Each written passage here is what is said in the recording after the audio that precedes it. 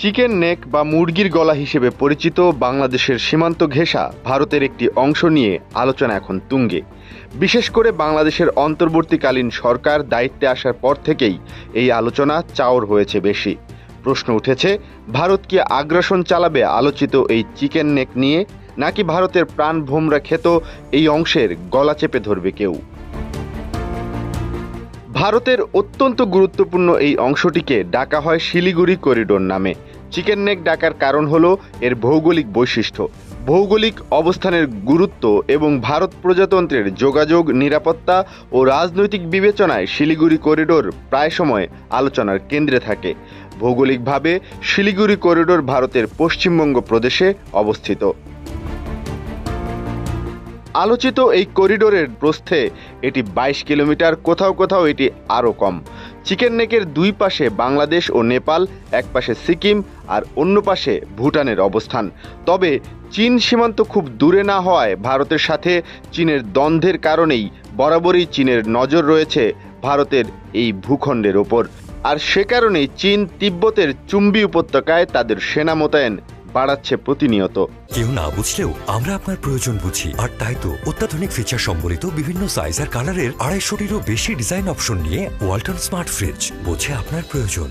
ভারতের মূল ভূখণ্ডের সাথে উত্তর পূর্ব ভারতের 8টি রাজ্য এই করিডোরের মাধ্যমে যুক্ত।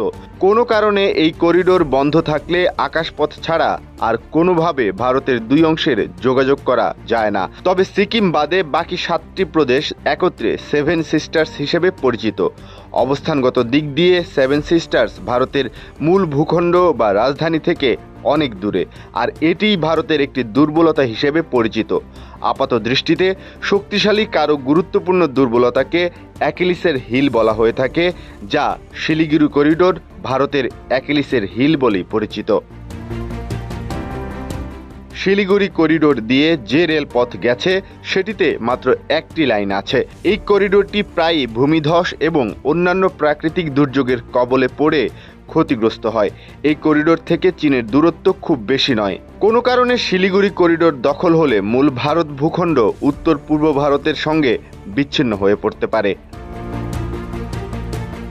এদিকে ভারতের হাতছাড়া হতে পারে সেভেন সিস্টার্স। ভারতকে এমন সতর্ক বার্তাই দিয়েছে আন্তর্জাতিক গবেষণা সংস্থা the international institute of strategic studies বা IISS। তারা জানিয়েছে, শেখ হাসিনাকে আশ্রয় দেওয়ার কারণে ভারত বাংলাদেশের সম্পর্কের টানাপোড়েনের সুযোগে অস্থিতিশীল হয়ে উঠতে পারে ভারতের উত্তর পূর্বাঞ্চলীয় রাজ্যগুলো। লন্ডন ভিত্তিক এই গবেষণা প্রতিষ্ঠানটি জানিয়েছে, শুধু বিচ্ছিন্নতাবাদী তৎপরতাই নয়, ঘটতে পারে জঙ্গিবাদী অপতৎপরতাও। এজন্য ভারতকে বিশেষভাবে সতর্ক থাকতে পরামর্শ দিয়েছে প্রতিষ্ঠানটি। যুক্তরাজ্য ভিত্তিক সংস্থাটি মূলত বৈশ্বিক নিরাপত্তা, রাজনৈতিক ঝুঁকি ও সামরিক সংঘাত নিয়ে গবেষণা ও বিশ্লেষণ করে থাকে। এমন পরিস্থিতিতে ভারত চিকেন নেক নিয়ে আছে নানামুখী বিপদে। চিকেন নেক থেকে মাত্র 45 কিলোমিটার দূরে ঘাঁটি গেড়েছে চীনের সেনাবাহিনী, আর তারাও এগিয়ে আসার চেষ্টা করছে বলেও জানা গেছে। ভারতের উত্তর পূর্বাঞ্চলের এই অঞ্চলগুলোতে রয়েছে বিদ্রোহী জনগোষ্ঠীর তাণ্ডব। গোষ্ঠীগুলো তাদের উপস্থিতি জানান দিয়ে যাচ্ছে ক্রমাগত। বর্তমান প্রেক্ষাপটে চিকেন নেক নিয়ে বেশ অসুবিধাতেই আছে ভারত, যদিও এই বিষয়ে আনুষ্ঠানিক কোনো মন্তব্য করেনি ভারতের কেউই। সম্প্রতি টাইমস অফ ইন্ডিয়ায় প্রকাশিত এক প্রতিবেদনে বলা হয়েছে, শিলিগুড়ি করিডোর দিয়ে বিদ্যমান রুটের ওপর নির্ভরতা কমিয়ে বাংলাদেশের মধ্য দিয়ে রেলপথের একটি বিকল্প নেটওয়ার্ক গড়ে তুলতে চেয়েছিল ভারত। কিন্তু শেখ হাসিনা সরকার পতনের পর ভারতের এই পদক্ষেপ আদৌ কি আলোর মুখ দেখবে তা নিয়ে প্রশ্ন রয়ে গেছে।